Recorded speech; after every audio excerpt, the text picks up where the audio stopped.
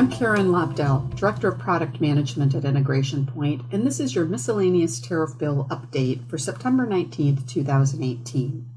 We continue to see no slowdown in changing global trade activity over the past week that importers and exporters need to stay on top of. Today, we'll be speaking about the Miscellaneous Tariff Bill. On September 13th, 2018, President Trump signed the Miscellaneous Tariff Bill into law, also known as Public Law 115-239.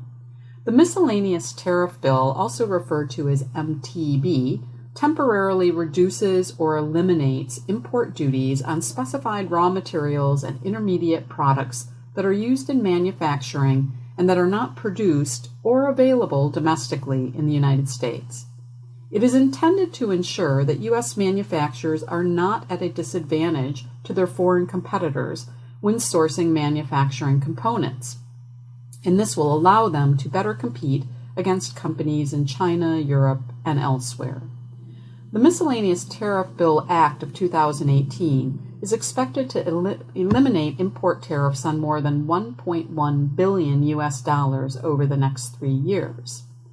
The last MTB expired in 2012, and a successor bill was delayed as lawmakers worked to reform the MTB process itself, moving much of the work from Congress to the International Trade Commission. The bill also ran into some difficulties which slowed the process as House Republicans debated whether it violated a commitment to avoid spending earmarks. However, now the bill has passed and we move forward. The MTB reduces or suspends duties on specified products until December 31st, 2020. Duty suspensions and reductions are effective for goods entered or withdrawn from a warehouse for consumption on or after October 13th of 2018.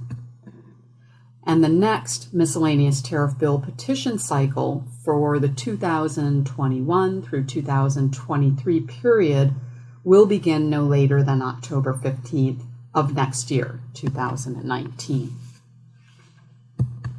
So what's included on the Miscellaneous Tariff Bill that just passed? Well, there are over 1,660 items listed on the MTB. Chemicals make up more than half of the list. However, the list also includes items in the areas of textiles, footwear, apparel, machinery, sporting equipment, and some agricultural and fishery items as well. A list of the items, full list of the items covered can be found by going to www.congress.gov and in the search bar enter in HR 4318, which is the number of the bill, the legislation. This will actually pull up the full legislation, including a complete list of all items that are covered under the MTB. Additionally, all of the MTB provisions are going to be listed in Subchapter 2 to Chapter 99 of the Harmonized Tariff Schedule of the United States. Although we have not seen a complete update published yet on this, it will be soon, and in the meantime, a complete list can be referenced by going to the congress.gov website that's listed on this slide.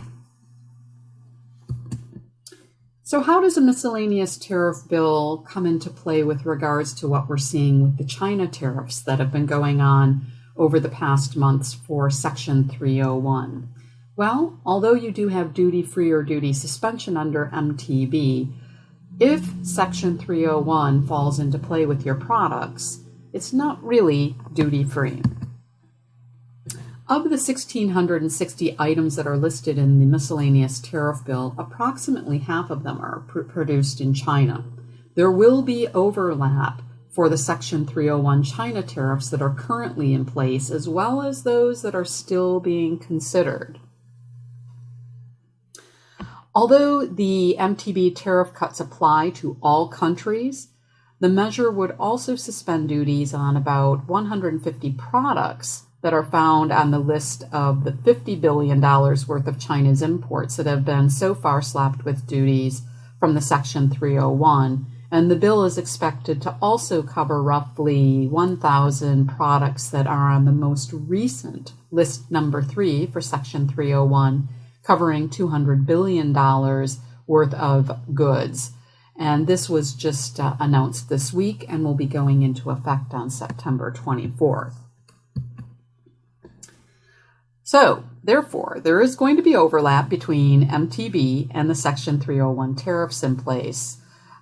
Goods originating in China are still subject to the relevant Section 301 tariffs. There was language added in a Federal Register notice on August 16th covering this issue, and also the notice was creating a new note, U.S. Note 20C, to Subchapter 2 of Chapter 99 of the HTS-US. So if you are duty exempt or had a suspended duty under the Miscellaneous Tariff Bill, but your product also falls on one of those lists for Section 301, you will still be responsible for that 25% or 10% duty that results from the Section 301 tariffs. In looking at Section 232 tariffs that are out there for steel and aluminum, there really is no overlap there. So the real concern for businesses will be to make sure that they look at those items on the MTB and also check to see if any of those also are on the Section 301 lists. Additionally, on August 21st, U.S. Customs and Border Protection issued a message as well, reiterating that products of China that are covered by Section 301 remedy and are eligible for special tariff treatment, including duty suspensions or eliminations, exemptions under MTB, will still be subject to the additional 25% or 10% ad valorem rate of duties based on Section 301. So certainly something that companies are going to need to take a look at and compare, as if you were relying on having a complete duty suspension under MTB and your product falls within the Section 301 China tariffs, it's not really going to be free. You're still going to have to look at those 25% or 10% ad valorem rates under Section 301. So definitely make sure you take a look at that and do some comparisons. As always, in an environment where global regulations change this quickly, it's important for all companies to continue to monitor and stay up to date with the countries that they import into and export out of. Global Trade Content with Integration Point monitors and updates tariff schedules for over 205 countries and territories on a daily basis, and we will continue to monitor these ongoing regulatory changes as they take place, and we'll be providing regular updates through our update videos. As always, thank you for listening.